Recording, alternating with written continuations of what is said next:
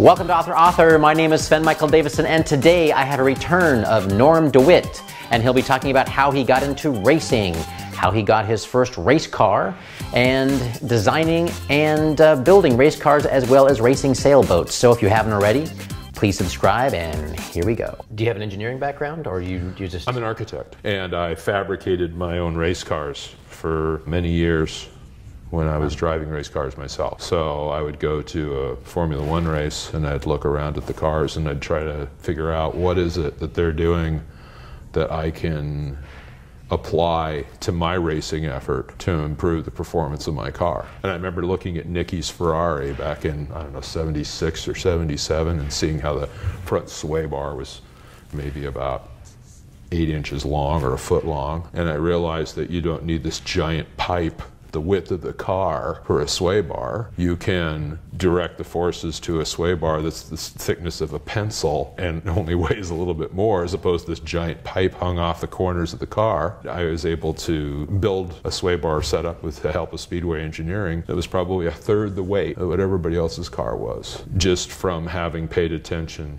to what was going on. So I've got hands-on experience too as a driver and as fabricator and as trying to design a better mousetrap. So now you were designing and racing your own cars, and were you doing it for like Formula 1, 2, 3? Oh, hell no. No, I was never that good. I was running in the national championships here in the United States, and I was primarily driving Datsuns. And back when they were called Datsuns. Mine was a 2000 Roadster, and I was sponsored by Dick Barber, who's a fairly famous entrant here in the United States. Dick Barber owned the local Datsun dealer, Performance Datsun, and he sponsored me in the national championships, which helped me a lot because I, had a little bit more than amount of money to buy lunch, but not a lot more. Eventually Firestone sponsored me, and they would give me cars off Bob Reed's RX-7 Mazda racer, because he'd go out and he'd run it through a couple of heat cycles and then take them off the car and get new tires. Parnelli Jones Firestone would then hand them off to me. They weren't optimal, but they were a heck of a lot better than anything I could afford. So I was racing on the cheap, but we did pretty good. I finished 5th in the country in '83. And I was there with a lot of people that I later came to work with. The Andretti's brothers, Mario's kids. And the Brens and the Groff brothers and Jimmy Vassar. We were all there at about the same time. Chip Ganassi. Bobby Rahal was about 5 or 6 years at least ahead of me. What does it cost to say, to sponsor somebody for the Nationals for a season? I mean, is it... In 1983? Well, I'm sure the dollars are much different now, but yeah, in '83, I guess, compared to today. It wasn't so much money. It was... here's the parts you need. Are you basically on the road for, 3-4 days a week? No, I was working full-time as an architect. Okay. And then racing on the weekends. And so I'd be working all day as an architect, and at night I'd be changing gear ratios or transmissions or rebuilding another engine or something for the next race. And then on Friday night I'd tow to the track and race at Riverside or Carlsbad or Laguna Seca or wherever the race was. Did it pretty much stay in the state of California, or did you go out? No, the big one every year was Road Atlanta, Georgia. Okay. That was where the national championships were for years. The runoffs were a fixture, and that was the glory days of the runoffs. Talk to any racer from the 70s or 80s, and if you wanted to go into Indy cars, the path was through Formula Atlantic or Super V, and they would watch the Formula car classes at the runoffs for emerging talent. Okay. And if you had closed wheel, like I was, you would probably go to IMSA or Trans Am or something like that. Did you have any aspirations to do that, or? Yeah, but I didn't have the money. I had enough results. I won enough nationals, set enough track records. I wanted Formula Atlantic, but there was just, an engine was $13,000. At the time, it may as well have been $1 million. So I switched to racing sailboats and raced sailboats for many years. That doesn't sound any cheaper to me, but I mean... It is. With a race car, you probably put in about 100 hours of preparation time for every 2 hours of track time. Whereas with racing sailboats, it's probably more like you spend as much time racing as you do working on the boat. It's a much more gratifying ratio. And they started closing all the tracks around California. Riverside Raceway closed, Carlsbad Raceway. They had quit running at the time at Phoenix International. 2 of the corner workers were killed, so they didn't go back for a while. So the race was instead held at Firebird, where I won the national in '85. So, I mean, it was, there was a lot of racetracks at one point. Were they closing because of safety, economics? Real estate value. Oh, okay, gotcha. Yeah, that makes sense. Yeah, tracks that were out in the sticks were now surrounded by development and were prime targets for closure and sale. What's the path now for somebody who wants to make it in racing? That's a very good question, because I really haven't explored that in the books. In my day, there was one path. If you wanted to do something well, and you were an American racing in the United States, it was the runoffs. You needed to come up through the regionals and the nationals, and then win a lot, or set a lot of track records, or somehow be noticed as a fast guy, and then do well at the runoffs, and then find some rich benefactor. And there was a lot of us in the same boat. I remember Jimmy Vassar won his first national at Laguna Seca in Formula Ford the day I set the track record there in GT3. He was at the end of his rope, and then he got a ride in this Corvette Challenge Series, and he ended up being a kart champion in open wheel. And now he's a team owner in IndyCar with Dale Coyne. It might go your way and it might not. Personally, I think Jimmy's a better driver than me. He won the runoffs.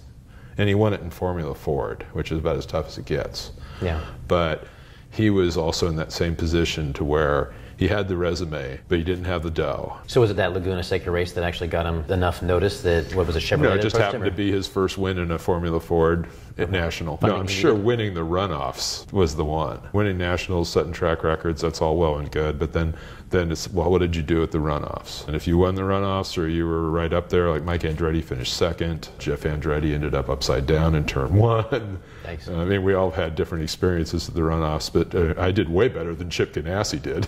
Wow. Chip ended up with a big IndyCar career, and now he's one of the big owners in IndyCar. You just never quite know. So a lot of it is kind of luck, or, you know, right place, right time, or? No, you got to be able to show that you can get the job done when you're in the car. Then on top of that, you need to be able to get the job done when it comes to marketing yourself and all that. Somewhere along that line, I was lacking in some of those skills, whereas other people that were brilliant at marketing themselves maybe didn't have as good of a driving career, got the opportunities. It's like everything else. Goes to the salesperson. Yeah, I'm not a particularly good salesperson, especially when it comes to selling myself. You know, this is, I think, my second. No, I've had a couple of video interviews, but they were always with people I knew well. And then Jay Leno. It's not something I do every day. I need to become more comfortable with that, with, you know, hey, I'm wonderful, buy my book. So. Buy his books, all three of them. Yeah, right. There you go. There you go. What was your first motorized vehicle or whatever that got you hooked? Well, I was trying to turn bicycles into mini bikes with lawnmower engines. That was somewhat dismal, if you can even call it that. You know, welding in the plates that hold the engine and things, and that was just a fiasco. Were you the kind of kid that was in your parents' garage just pulling apart like any kind of machine and putting it back together again? Or, I mean, what kind of... Oh no, I always had some purpose to it. I guess my first bike was a Suzuki 80. We would go in the summers up to Lake Tahoe, and I would just ride on the trails all day. Pack a sack lunch on the back of it, on the little rack, fill up the tank, have to mix it with the oil with the gas, because they didn't have automatic oil injection in those days. And I'd just go ride up in the hills, up on the horse trails. Were you alone? You did with buddies of yours? I mean, how? No, but there was always people out there on like Honda Step Through 90s, and I terrorized them. What was your next vehicle of choice? Oh, God. I had a Mako 250 that was a disaster. It was one of the old oval barrel ones that were just nightmarish. I mean, the transmission, you just look at it and the transmission would break. And so it was kind of discouraging. Then I had a Montesa 175 that was no better. Finally ended up with a CZ. That was a hard bike to break. It's a super collectible now. It was called a twin pipe 250 CZ. I got it because it was $400. I couldn't afford one of the newer CZs. They were all over $1,000. And now that particular model's $10,000. I'm like the guy that sold the Ferrari 40 years ago. I feel like a dope. But it seems like every guy though out there, whether car guy, bike guy, whatever, you all have at least one of those. Oh yeah. That you just didn't see. Yeah, so. Yeah. Or the guitar guys, where it's like, yeah, I used to play this Sunburst Les Paul back in the '60s, and now they're $200,000. Yeah. Plus. You're on bikes, and you're also a musician too. I mean, you're also playing, or? Yeah, I played a lot in college and bands and stuff like that until I realized that gigging half the night and all the distractions that come with that, I was never going to make it through architecture school. Right. And so the band wanted to quit school and everything and go make a go of it, and I gracefully declined and put the guitar under the bed and started working hard on my studies so I could get my degree in architecture. Were you doing any kind of racing at that time too? Or was it just the band and architecture school and the bikes were kind of just a hobby, or how was it? One of the guys in the dorm had a Datsun 2000 Roadster and he blew it up. And then he got a new short block and he was putting it together and he put the rod caps on the wrong way around or something somehow. And it spun the bearings on the crank. And so he sold it for $250 because that's what he needed to get plane fare to get home to New Jersey. And my dad came over and we put a tow bar on it. That was a fiasco. It almost tore the body off the Datsun. Literally, we connected it to the body. Wow. We didn't know what we were doing. But that car eventually, we got running, and I entered an autocross, a Solo 2 National in Tucson as my first race, and I won it. And I entered another autocross, a local autocross in Sierra Vista, and I won it. And I started thinking, I was never that good on the bikes. And every time I get in the car, I win. Then I started racing autocross here after I graduated, and I won a couple of championships or so. This is about the time that the local Datsun dealer started sponsoring you? No, that came later. This was just racing down at San Diego Stadium. But San Diego Stadium's a big, wide open place. And we had one of the guys that had a Corvette, and he was a policeman, and he had a radar gun. So he brought it to the races one time. And we were all clocked over 100 miles an hour down the back straight. I mean, these circuits that they built out of the parking lot at Qualcomm Stadium, or whatever it's called now, San Diego Stadium, phenomenal. It was like driving on a road racing circuit. So we all got really very used to driving at extreme high speeds. So then a bunch of us that had won championships went to the Jim Russell School up at Willow Springs. Okay. And we drove Formula Fords. The main track, the big track. I don't even think Streets existed in 1979, Streets of Willow. And I was flying to the point where, my instructor kept coming over to the car and saying, "What's his tachometer telltale?" Telltale would be, it's the 3,000 RPM, which was the maximum you could do without getting in trouble. But I was a gear or two higher than everybody everywhere. So I was just flying around the track, just almost always in top gear at 3,000 RPM. Afterwards, he approached me, and Dennis Firestone said, "We'd love to have you in the series." And I didn't see him doing that to anybody else. He gave me a shirt and things like that for the Russell School. And I thought, just maybe I should try this. And it wasn't long after that some really run-down Datsun 2000, which was like what I raced in autocross, showed up. It was a regional, SCCA regional car. It's a disaster. But it was cheap, and it came with a trailer, and it gave me a start. And so I took it completely apart and started over. Redesigned the whole car from scratch. Pretty much. So really you just kept the body and everything else underneath it was brand new? Yeah, but even then, Jerry Jones, a local Z-Car and Datsun Roadster guru, had built these fiberglass panels for fenders that were legal to use, really improved the aerodynamics of the car. So where I could, I would source whatever parts I could. Jerry was building my first engines, and then I started building them myself when I realized that Cosworth made a much superior product to the cut pistons that Jerry was using. You could run half the piston to wall clearance and with no scuffing and no problems. It was just superior metallurgy. So I just kept building a better and better and better mousetrap out of the thing. That's where it helps when I can talk to these guys. I know exactly what they're talking about when they're driving, about their vehicle dynamics.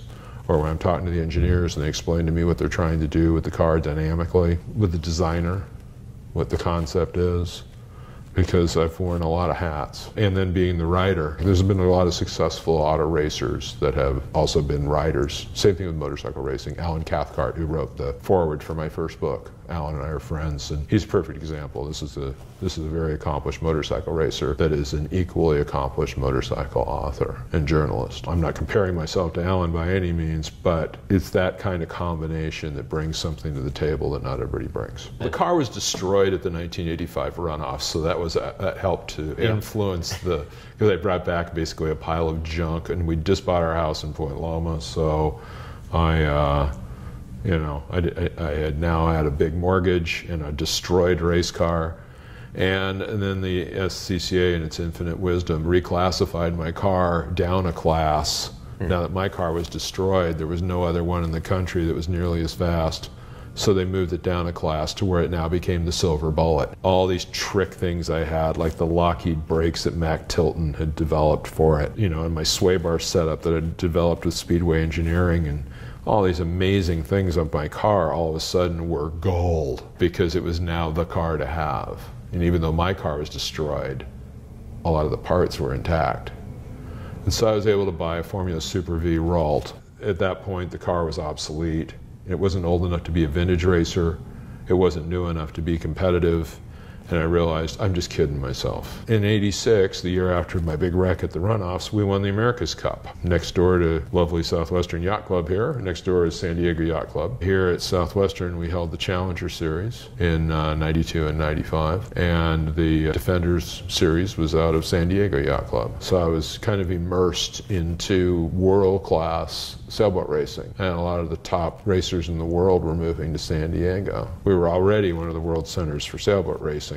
Then it just became overwhelmingly so. So I thought, well, I miss racing. I was so focused on working in architecture and real estate development at the time. I realized this is the direction I should take. So that's why I work with America's Cup teams on stories for magazines, all singing, all dancing catamarans and trimarans. It's a long ways from what I used to race. I'm more familiar with the IACC boats, having raced on those and things, which were the previous America's Cup design. Racing sailboats is racing sailboats, and the concepts and the ideas are the same. And so and now they're bringing in Formula One designers to work on these America's Cup boats. So Adrian Newey from Red Bull Racing, I talked to him last year when I was doing my last America's Cup article, because he was working with Ben Ainsley Racing out of England on the English team. Every once in a while, these worlds will collide. Did you start crewing? Did you start, I mean, how did you just jump into it? Did you just get a boat and say, I'm going to try this out? Or I looked around, and Southwestern Yacht Club was the most appealing option. It's not a club for Fortune 500 guys.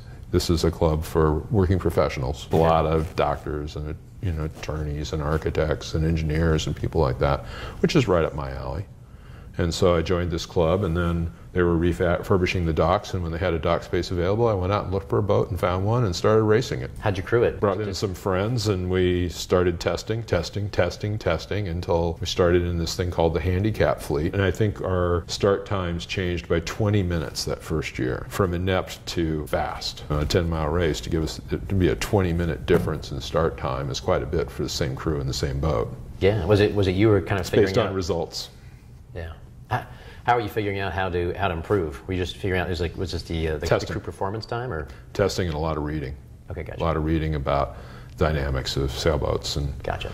What we might try, and we'd haul the boat out and prepare the keel, and we'd doing everything we could think of to try to improve the performance. And then when we stepped out from handicap fleet into regular racing here, we were right on the pace. So it sounds like a lot of the experience you had just building that that 2000.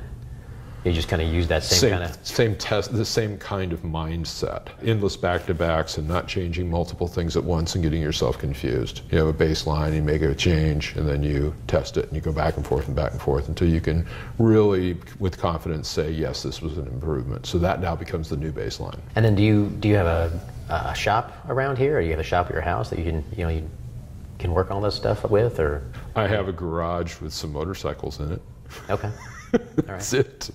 I've never had and most teams and people that have raced in auto racing come from some sort of, like David Vager, who was one of my chief protagonists back in my racing years. He won the runoffs 3 times in my classes. David owned Velocia Motors West in Torrance. He had facilities. Yeah. He was already known as a guru for building Lotus motors and things, Lotus and Alfa Romeo motors, where I was just a guy. And I didn't even have room for that car at my house. My parents let me use one slot in their driveway. And I'd be over there, it'd be raining, and I'd be under the car changing the differential out to get the right gears in it for the next race. There wasn't even room in the garage. The car lived outside. And my house was over in Golden Hill, and I'd be working on building an engine on the front porch at 3 a.m. And some of the neighborhood, teenagers and stuff would walk over and go, "What are you doing?" And I'd say, "Building a racing engine." "Really? How's that work?" Not the typical thing you usually see in the neighborhood, but no, not at all. Not at all. I never thought I would end up riding. I'll be at the Indianapolis 500 next week, and I'll be on the grid. That's not how I ever thought I was going to be on the grid of the Indianapolis 500. I thought for sure it would be behind the wheel, or at minimum on one of the teams. I never thought it would be doing stories. I never even had an inkling that would be where this would take you. So you never know where things are going to lead you is the story here. I've only written about things that interest me. If I just went to work for a newspaper or something and they sent me to cover the dog show, that would be akin to ritual suicide. Whereas when you're only doing work that interests you, it's just a much better scenario. Well, it's the sequel to Making It Faster. It's with the legends of IndyCar and Formula One. Once again, another magnum opus, working with everyone from Sir Sterling Moss to Mario Andretti to Bernie Ecclestone to mechanics, the designers, the engineers, the drivers, everybody involved to tell the story of how these advances really went down. Please subscribe so my dad can make more videos like this. Thank you.